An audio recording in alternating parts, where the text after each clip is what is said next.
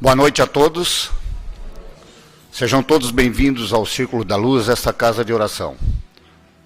Como nós ainda temos 1 minuto para o início dos trabalhos, gostaria de passar um recadinho aqui do nosso departamento assistencial.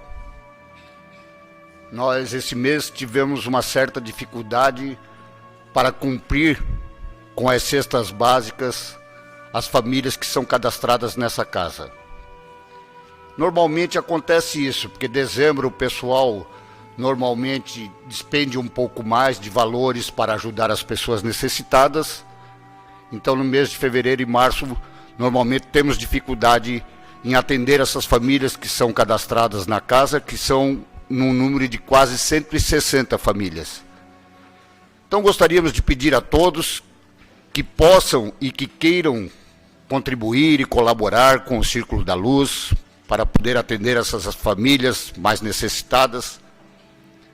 Então, que queiram contribuir com alimentos não perecíveis, que tragam esse alimento e encaminhem, pode ser para qualquer um trabalhador da casa, que daí então será encaminhado às famílias que têm a necessidade. Muito obrigado a todos.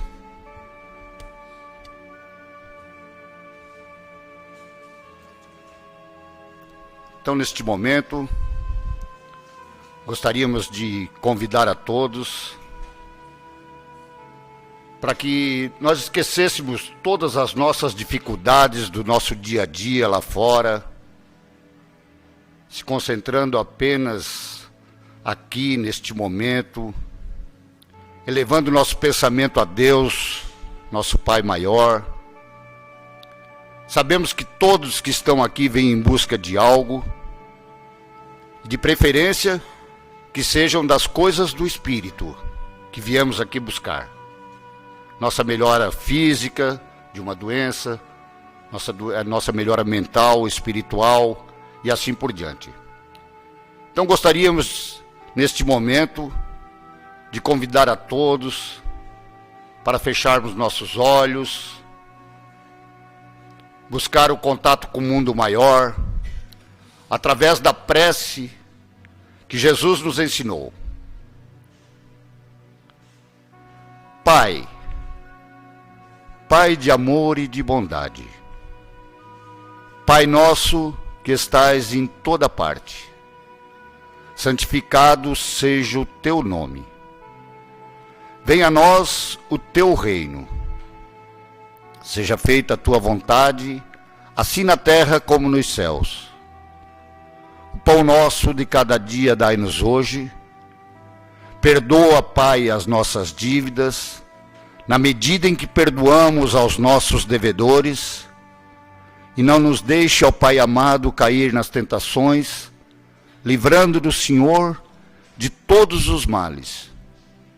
Pois sabemos, Senhor, que teu é o reino, é o poder, é a glória, hoje e para sempre.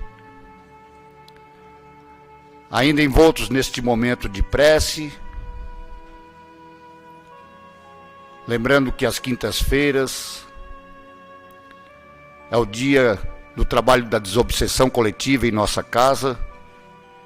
Então vamos convidar a todos para, através do pensamento, irmos até nossos lares e lá então fazer uma varredura. Gostaria de convidar as pessoas que estão chegando ainda, que procurem um assento, para depois nós darmos continuidade aos nossos trabalhos. Isso. Obrigado.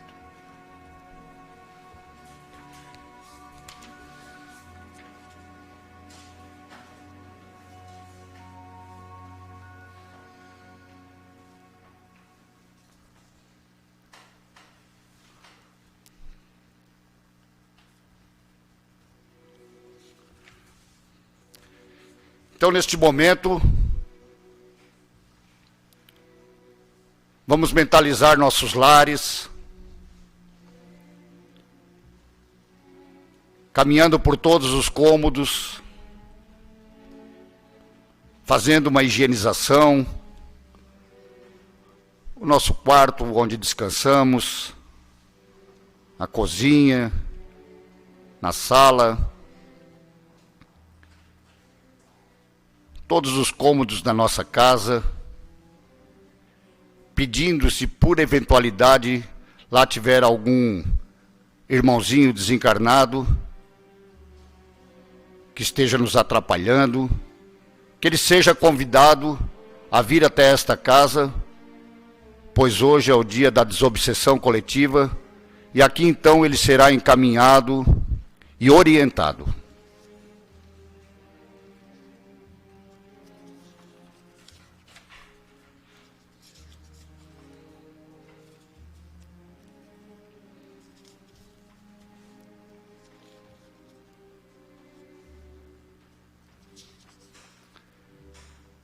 Então, lentamente, vamos voltar a esta casa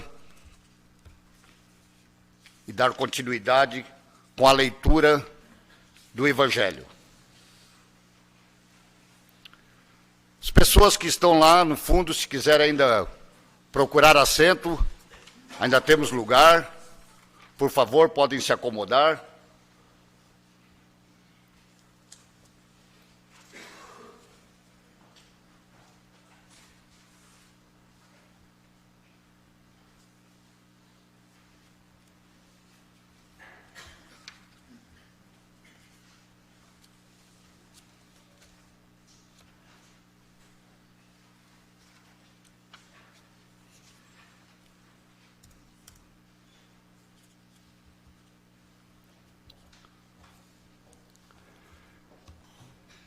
Então nós vamos fazer uma leitura hoje do capítulo 8º. Bem-aventurados os que têm puro o coração. Simplicidade e pureza do coração. Bem-aventurados os que têm puro o coração, porquanto verão a Deus. Apresentaram-lhe algumas crianças, a fim de que eles a tocassem. E como seus discípulos afastassem com palavras ásperas os que lhe apresentavam, Jesus, vendo isso, zangou-se e lhes disse: Deixai que venham a mim as criancinhas, e não as impeçais, porquanto o reino dos céus é para os que se lhe assemelham.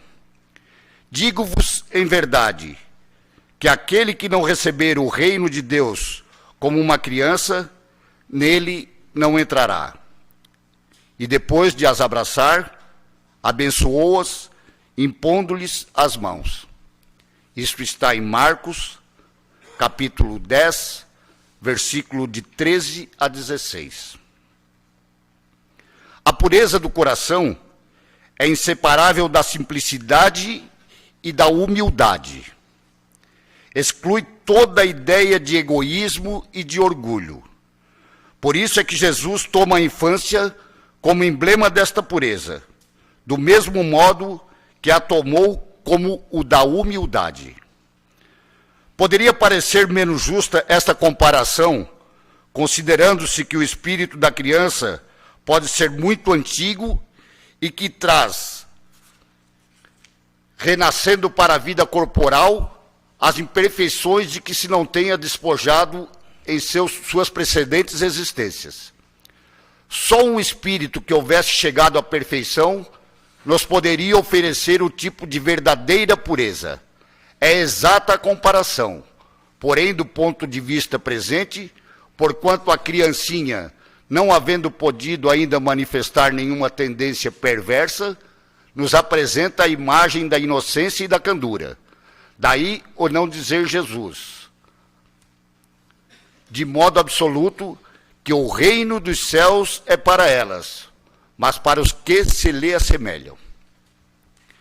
Eu tirei essa leitura aqui hoje, tirei um texto deste livro, de Leonardo Machado, As Sabedorias de Sócrates e o Cristianismo Redivivo, porque fala em humildade e dessa condição de nós mantermos-nos com uma aura pura como de uma criança.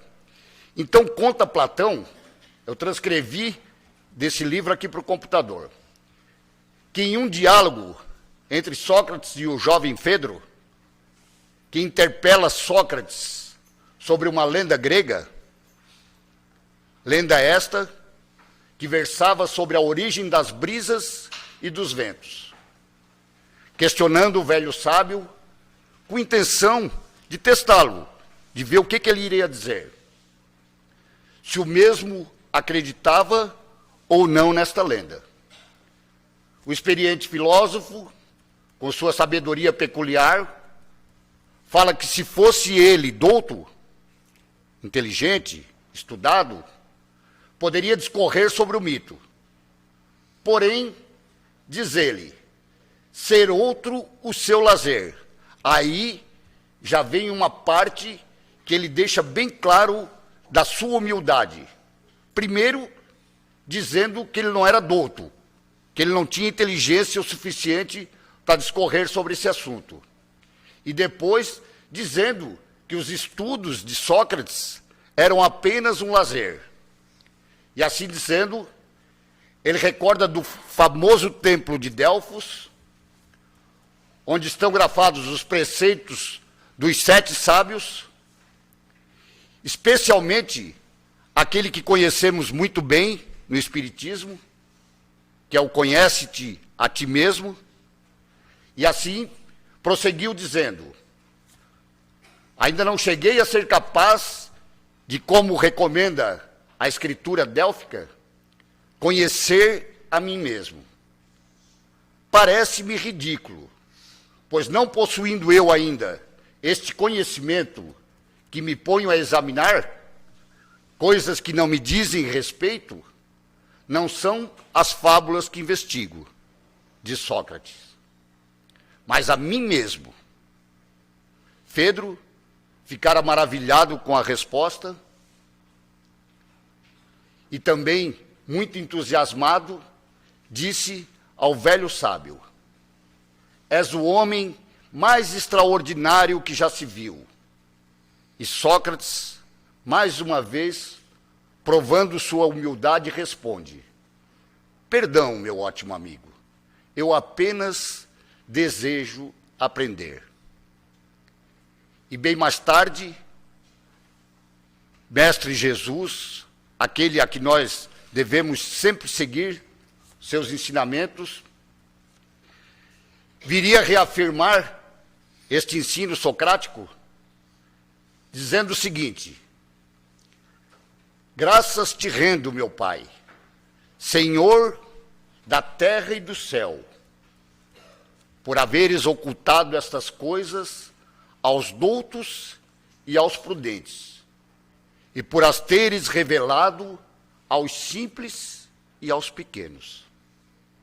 Vejamos todos nós aqui que 400 anos antes de Cristo, Sócrates já vinha nessa mesma linha. Então é a prova que realmente a humildade ela está acima de qualquer coisa. Precisamos verdadeiramente nos trabalhar nesse sentido, da humildade. Porque vejamos bem, se Sócrates, aquele que era considerado um dos sábios da antiguidade, vem e nos diz que ele não é capaz de discorrer sobre um assunto, que ele apenas está aprendendo. Sendo um sábio que era, imagina nós, nessa nossa pequenez de conhecimento, o que podemos dizer. Então, que fique como lição, verdadeiramente, que o que mais precisamos aprender neste momento é a humildade. Então, dito isso, passaremos a palavra agora ao nosso irmão Sérgio, que é um trabalhador aqui da nossa casa, que vai falar hoje sobre o tema Vivendo e Aprendendo. Vamos vibrar pelo nosso irmão, para que ele tenha facilidade de trazer ao conhecimento nosso aquilo que estudou para essa noite. Seja bem-vindo, Sérgio, fique à vontade.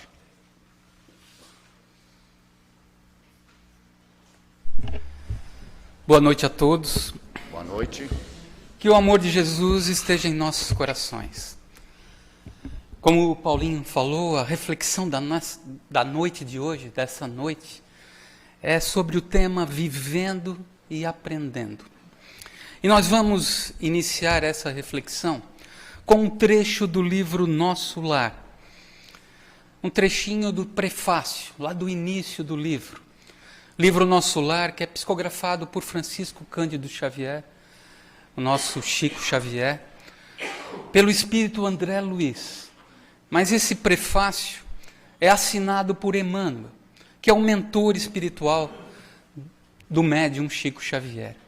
E Emmanuel nos diz assim, nesse prefácio: o homem terrestre não é um deserdado, é filho de Deus, em trabalho construtivo, envergando a roupagem da carne. Aluno de escola benemérita, onde precisa aprender a elevar-se. A luta humana é a sua oportunidade, a sua ferramenta, o seu livro. Nos diz Emmanuel que somos como alunos em uma grande escola, numa escola digna, onde nós buscamos aprender a nos elevar. Esse texto nos traz à lembrança uma pequena história sobre ir para a escola. A história diz assim: um menino volta da escola no seu primeiro dia de aula e é recebido pela mãe. E ela pergunta: aprendeu tudo, filho? E o menino, meio decepcionado, diz: acho que não, mãe, porque amanhã terei que ir para a escola novamente. A gente pode fazer uma pequena comparação dessa pequena história com a reencarnação, com as nossas reencarnações. Como não temos como assimilar tudo de uma vez só, em uma oportunidade só, vamos vivendo nossas existências materiais, as vidas neste plano da vida. Nós vamos ao plano espiritual e voltamos ao plano material pela necessidade de aprender, pela necessidade do aprendizado. Retornamos várias vezes a esse plano material, pois somos alunos de uma grande escola, que é o nosso planeta, que é o planeta Terra, que é o planeta que vivemos. E precisamos aprender a nos elevar, como nos disse Emmanuel. Então, assim nós vamos vivendo e aprendendo. Também na introdução do livro Nosso Lar, que é o primeiro livro da série A Vida no Mundo Espiritual, temos logo após o prefácio de Emmanuel uma pequena mensagem de André Luiz, que nos diz assim: uma existência é um ato, um corpo é uma veste, um século, um dia, um serviço, uma experiência, um triunfo, uma aquisição. E ele termina essa mensagem com uma pergunta: quantas existências, quantos corpos, quantos séculos, quantos serviços, quantos triunfos, quantos retornos ao plano espiritual necessitamos ainda? Nos diz a doutrina espírita que a vida é uma só, revezando no plano espiritual e no plano material. E que é no plano espiritual o principal, onde ficamos, onde passamos mais tempo. Aprendemos nesses dois lados da vida, mas é aqui no plano material a nossa oportunidade, como disse Emmanuel, onde colocamos à prova o que já aprendemos e buscamos mais aprendizado para progredir moral e intelectualmente. Mas fica sempre uma dúvida: por que Deus já não nos fez perfeitos? Por que é importante a gente passar pela vida material, tão complicada, tão cheia de problemas? Allan Kardec, o codificador da doutrina espírita, pensou da mesma forma e fez essa pergunta aos espíritos elevados da codificação espírita. Questão 634 do Livro dos Espíritos. Não podia Deus ter criado a humanidade em melhores condições? Não podia Deus já nos ter criado espíritos elevados, espíritos angélicos? E nos dizem os espíritos elevados da codificação: já te dissemos, os espíritos foram criados simples e ignorantes. Deus deixa que o homem, que a humanidade, escolha o caminho. Tanto pior para ele, se toma o caminho mau. Mais longa será a sua peregrinação. Se não existissem montanhas, não compreenderia o homem que se pode subir e descer. Se não existissem rochas, não compreenderia que há corpos duros. É preciso que o espírito ganhe experiência. É preciso, portanto, que conheça o bem e o mal. Eis porque se une ao corpo. É preciso que conheçamos o bem e o mal. Vamos conhecendo o bem e o mal, vivendo experiências, enfrentando problemas, dificuldades, crescendo com os acertos, com os triunfos, como nos disse André Luiz, e aprendendo com os erros, com os nossos equívocos. E assim aprendendo a entender o que é o bem e o que é o mal, o que é o certo e o que é o errado. Aprendemos e também compartilhamos esses aprendizados e experiências uns com os outros, em nossa convivência dia a dia. Aprendemos muito convivendo em família, muito convivendo em sociedade e vivendo experiências em comum. Vamos aprendendo uns com os outros. E também a gente pode buscar esse conhecimento, esse aprendizado, com quem pode ensinar ou nos revelar sobre as leis de Deus. Espíritos missionários, enviados e inspirados por Deus para exemplificar, para demonstrar como podemos enfrentar os problemas e dificuldades, como passar pelas provas e expiações, e principalmente para nos ensinar sobre a vivência do amor. Como Paulo de Tarso, por exemplo, como Francisco de Assis, como Chico Xavier e muitos outros. Mas principalmente com Jesus, nosso mestre, modelo e guia, espírito mais elevado, mais perfeito que temos conhecimento. Fazendo um resumo de tudo aquilo que esses espíritos missionários, enviados e inspirados por Deus, nos ensinaram. Ensinos sobre a prática da caridade, do respeito, da bondade, do perdão, da tolerância, da compreensão, da indulgência, enfim, a prática do amor ao próximo no nosso dia a dia, não apenas em algumas oportunidades, mas no nosso dia a dia, trabalhando todas essas virtudes em nós mesmos. Ensinos também sobre a fraternidade, que une todos os seres, todos os povos, como filhos de Deus. Ensinos de que a vida é muito mais do que a matéria e que o espírito é imortal. Ensinos sobre o poder da oração, da prece, na elevação dos nossos sentimentos, dos nossos pensamentos.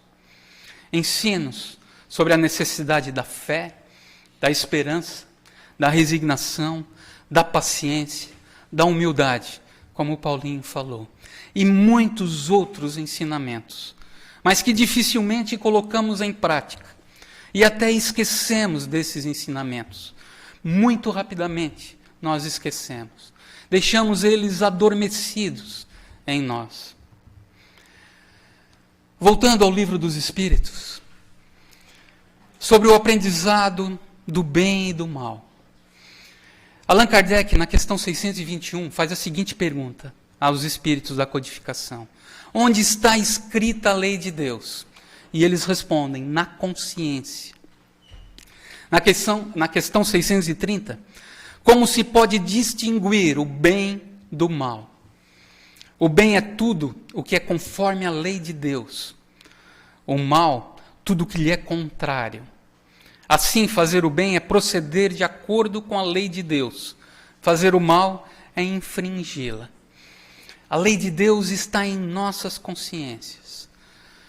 Mas precisamos despertar essa consciência, que está esquecida, adormecida, desprezada ainda em nós. No livro Evolução em Dois Mundos, outro livro da coleção A Vida no Mundo Espiritual, psicografia de Francisco Cândido Xavier pelo espírito André Luiz. André Luiz nos explica como a consciência vai despertando à medida que vamos compreendendo nossas responsabilidades. Diz André Luiz que o homem compreende pouco a pouco, que a vida lhe registra as contas pessoais, porquanto aprende que pode negar o braço ao companheiro necessitado de apoio, sabendo, porém, que o companheiro poderá recusar-lhe o seu, no momento em que o desequilíbrio lhe bata à porta. Vivendo as nossas experiências, vamos percebendo que tudo está interligado, que todos estamos interligados e que podemos negar um auxílio, uma mão a quem necessita, mas que também poderemos não ter esse auxílio quando nós precisarmos, que podemos prejudicar ou auxiliar o próximo, assim como podemos ser prejudicados ou auxiliados por outra pessoa. Como vimos, nós aprendemos muito convivendo em família, convivendo em sociedade e vivendo experiências em comum. À medida que nós vamos entendendo isso, quando aprendermos sobre isso, iremos modificando nossas atitudes, vamos modificando a maneira de pensar, até chegarmos a uma convivência mais fraterna. Quando entendermos as consequências de nossos atos, começamos a nos modificar, porque compreendemos a responsabilidade que temos para com Deus, para com o universo, para com a natureza, para com o próximo e para conosco mesmo. Assim a consciência desperta e nós mesmos nos cobramos em relação às nossas atitudes. Vamos nos cobrando intimamente para modificarmos o que precisamos modificar. Assim também percebemos que nada acontece por acaso. Tudo em nossas vidas tem um motivo. E tudo vai nos trazendo um aprendizado. Todos os momentos alegres, onde nos encontramos em paz, tranquilos conosco mesmo e com os nossos, assim como as aflições, os problemas ou dificuldades que enfrentamos, seja por nós mesmos ou com aqueles que convivem conosco. Vamos percebendo que tudo tem um objetivo e que tudo vai trazendo um aprendizado para nós. Tem uma história de Chico Xavier que nos dá um bom exemplo sobre isso, que já foi falado aqui em outras vezes, mas que sempre é bom relembrar. Chico costumava ter em cima de sua cama uma placa com os dizeres: "Isso também passa". E perguntaram a ele por que ele tinha aquela placa. Ele disse que era para quando estivesse passando por momentos ruins, para ele lembrar de que esses momentos iriam embora, que iriam passar, e que ele estava vivendo aquilo por algum motivo. Mas a placa também era para lembrá-lo de que quando estivesse muito feliz, para ele não deixar tudo de lado, tudo para trás, e se deixar levar por aquele momento de alegria, por aquele momento de euforia. Porque esses momentos também iriam passar. E momentos difíceis viriam novamente. E essa história nos traz uma mensagem. Que todas as coisas na terra passam. Que os dias de dificuldade passarão. Passarão também os dias de amargura e de solidão. Que as dores e as lágrimas passarão. Que as frustrações que nos fazem chorar um dia passarão. Que a saudade do ser querido que se vai de retorno ao plano espiritual passará. Que os dias de glórias e triunfos mundanos, em que nos julgamos maiores e melhores que os outros, igualmente passarão. Que a vaidade interna, que nos faz sentir como o centro do universo, um dia passará.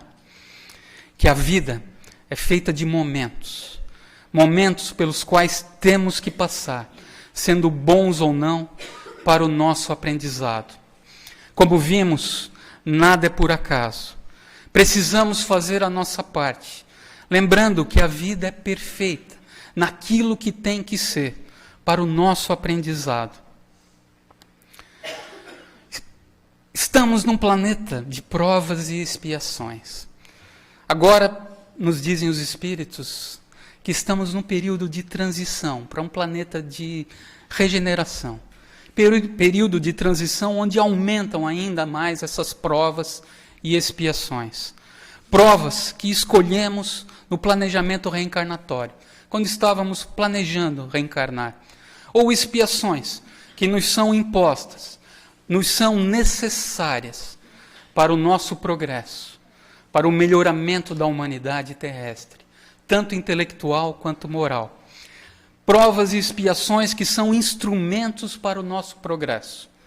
Nessas provas e expiações, temos os seguintes aspectos. Primeiro, que é um resgate, ou um reajuste de equívocos do passado, recente ou remoto, trazendo um aprendizado sobre os erros e os equívocos que cometemos no passado, nesse passado, recente ou remoto. Equívocos que vamos passar por algo semelhante para aprender a não mais repetir sobre eles. E o segundo aspecto é o ganho de experiências que vamos tendo, proporcionando um aprendizado, estímulo e melhoramento para o futuro, com ações no presente. Nós aprendemos em todas as circunstâncias vivenciadas, em cada momento, em tudo o que fazemos. Estamos vivendo e aprendendo. Em relação ao aprendizado com as aflições, nos diz Sérgio Lopes, que é um médico psiquiatra, psicoterapeuta, escritor, divulgador da doutrina espírita, palestrante espírita, nascido no Rio Grande do Sul, e que nos traz no livro O Código do Monte que o sofrimento sozinho não gera progresso. As aflições que passamos, esses momentos ruins, as provas ou expiações, são oportunidades evolutivas para o desenvolvimento interior, pelo que podem proporcionar. São experiências que nos trazem aprendizados e que acionam sentimentos, que modificam o nosso íntimo, modificando os sentimentos. E assim eles permitem que escolhamos as ações que vamos ter. Escolhemos as ações e as reações, através dessas modificações dos sentimentos que vamos adquirindo, ou que vamos aprendendo, frente a esses momentos de aflição. Como, por exemplo, empatia, que é importantíssima para o nosso desenvolvimento. A empatia, segundo Sérgio Lopes, é a tendência para sentir o que sentiria caso estivéssemos na situação e circunstância experimentada por outra pessoa. Somente conseguimos identificar no outro o que já existe dentro da gente, dentro de nós mesmos. Nos diz Sérgio Lopes que, passando pelos acontecimentos e situações da vida, nós adquirimos uma representação emocional no nosso mundo interno e identificamos o que acontece com outras pessoas. Quer dizer, passando por situações semelhantes, nós aprendemos a sentir o que o outro sente. Aprendemos a perceber o que o outro está sentindo. Assim como nós aprendemos a compaixão. Compaixão que não é sentir pena ou piedade de alguém necessitado, mas ver com respeito ao próximo que está em sofrimento. Sérgio Lopes fala que quando a pessoa é misericordiosa, ela ultrapassa a posição egoísta de considerar a si mesma e consegue compadecer-se das misérias em torno. das necessidades de seus semelhantes. Compaixão e empatia, que são fundamentais no desenvolvimento da caridade plena, como Jesus a entendia. O que é a caridade plena como Jesus a entendia? Allan Kardec faz essa pergunta também na questão 886 do Livro dos Espíritos. E os Espíritos respondem: benevolência com todos, bondade para com todos, indulgência com as imperfeições dos outros, indulgência, tolerância, compreensão em relação ao que a outra pessoa está, em que nível evolutivo a outra pessoa está. Indulgência, tolerância, compreensão ao que nós fazemos todos os dias. E perdão das ofensas. Nada mais é que o amor colocado em ação ao próximo, na vivência diária, em todos os momentos. Necessário, então, a empatia e a compaixão para desenvolver em nós a caridade plena, a caridade mais ampla, como Jesus a entendia. Porém, muitas vezes, podemos estar com os nossos corações muito endurecidos, normalmente por orgulho ou egoísmo, ou por algo que se parece com uma proteção que buscamos contra o sofrimento, uma carapaça, uma armadura em nossos corações, que nada mais é do que revolta, rebeldia, por uma decepção e por falta de compreensão frente aos desígnios de Deus. Tudo isso vai nos levando à indiferença em relação ao próximo. Exatamente o contrário da caridade. Deixamos de lado qualquer sinal de empatia ou compaixão. Acostumamos com o sofrimento do outro. Achamos que não nos diz respeito, que não nos interessa, pois não é responsabilidade nossa. Ou, às vezes dizemos, está passando porque fez por merecer, sem nem ao menos termos compaixão, termos empatia. Ou estender uma mão a quem precisa. Corações endurecidos, que precisamos aprender e desenvolver empatia, compaixão e caridade plena. Jesus, o mais elevado Espírito que Deus nos enviou, nos ensinou e exemplificou em relação à caridade, ao amor ao próximo e de como desenvolver esses sentimentos. Tem uma regrinha bem simples que Jesus nos falou no Evangelho escrito por Mateus, capítulo 7, versículo 12. Disse Jesus: tudo, pois, quanto quereis que os outros vos façam, fazei também a eles. Porque essa é a lei e os profetas. Esse pedido de Jesus, que façamos ao próximo o que desejamos a nós mesmos, faria que exercitássemos em nós a empatia e a compaixão e a caridade, enfim, sem passar por maiores dificuldades. Mas sempre preferimos caminhos mais complicados, mais duros, mais difíceis de aprendizado. Acabamos escolhendo o mais difícil, normalmente. Jesus nos falou também sobre a indiferença, sobre os exemplos de indiferença, de dureza de coração. E temos esse melhor exemplo na parábola do bom samaritano, onde ele exemplifica exatamente a indiferença, a dureza de coração que podemos ter nós no dia a dia.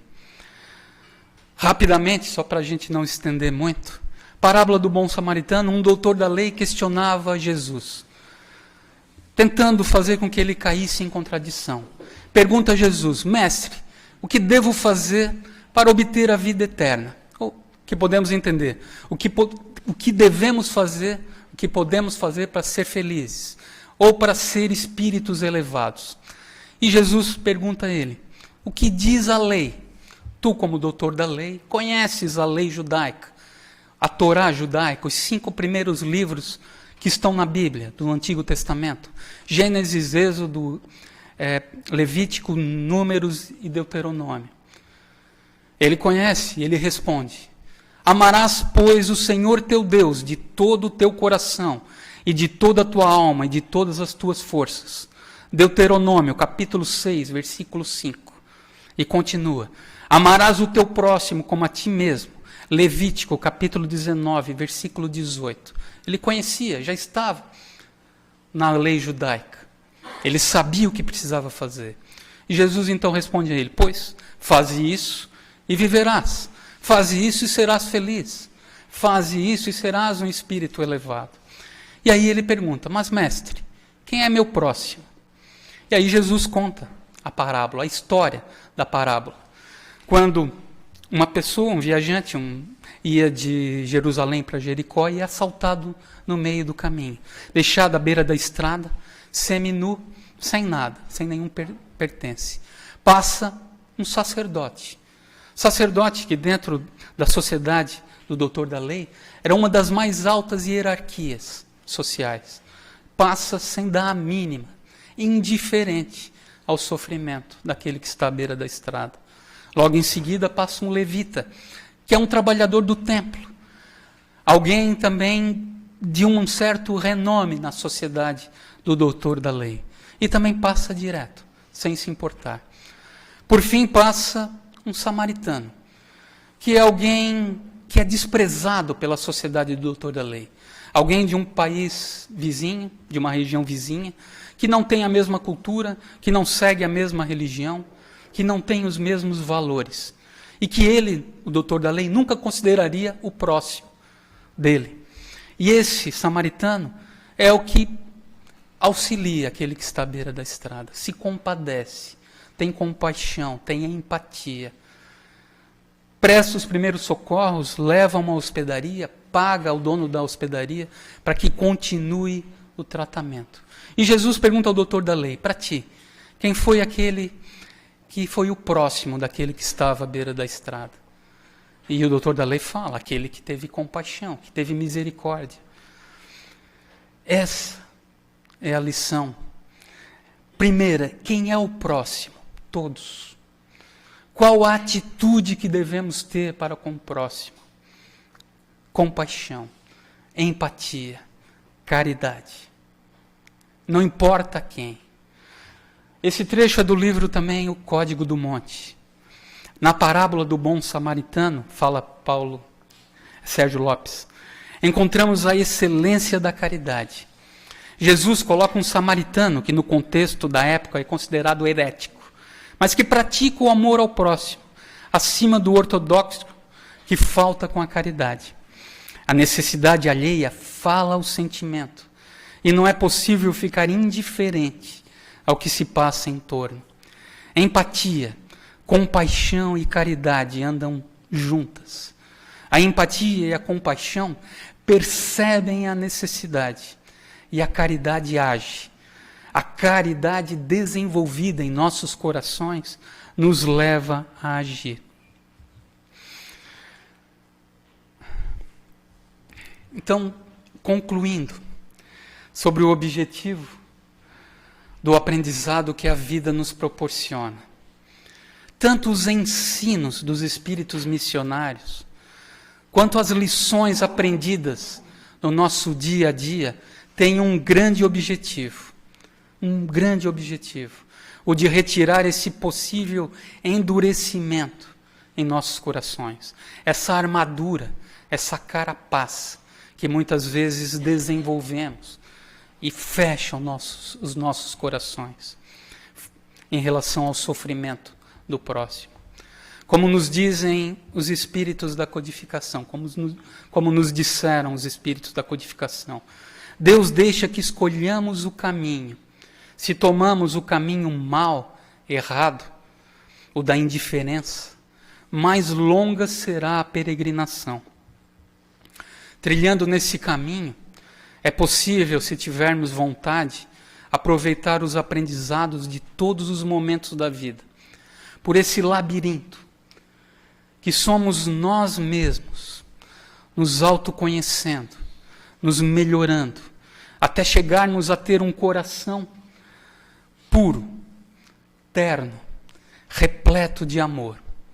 Essa jornada, essa caminhada, nada mais é do que esse labirinto para dentro de nós mesmos, buscando nos conhecer, buscando nos melhorar.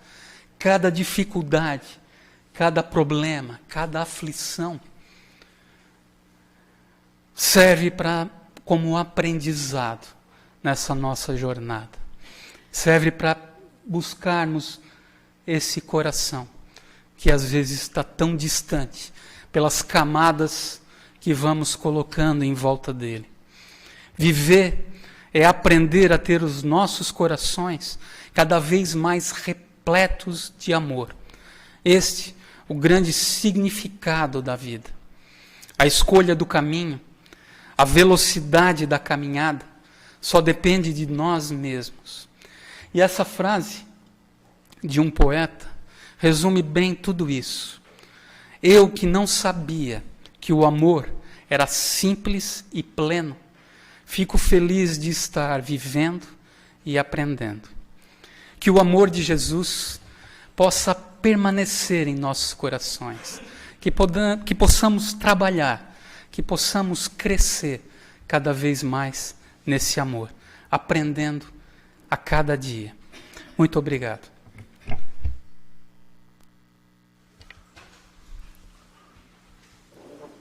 Então, agradecidos ao nosso irmão Sérgio pelas palavras da noite. Vamos dar continuidade agora. Convidamos a todos, neste momento, para a magnetização das águas que se encontram sobre a mesa, pedindo a espiritualidade amiga, que coloquem sobre essas águas todos os fluidos necessários e que, ao ser usadas por nós, possa se tornar no medicamento ao qual precisamos.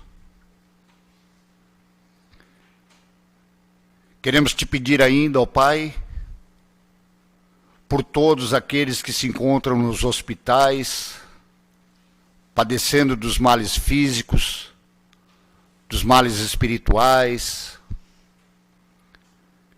Queremos te pedir, Senhor, pelas crianças e os idosos em abandono. Queremos te pedir, ó Pai, por todos aqueles que ainda se encontram perdidos no emaranhado dos vícios, do álcool, das drogas, pelos jogadores e comedores compulsivos, enfim, Senhor, por todos que passam por dificuldades. Queremos te pedir por todos aqueles que colocaram o nome nas urnas de encarnados e desencarnados, pedindo que a espiritualidade amiga, que os mentores deste trabalho possam encaminhar todos aqueles que colocaram os nomes sobre as urnas.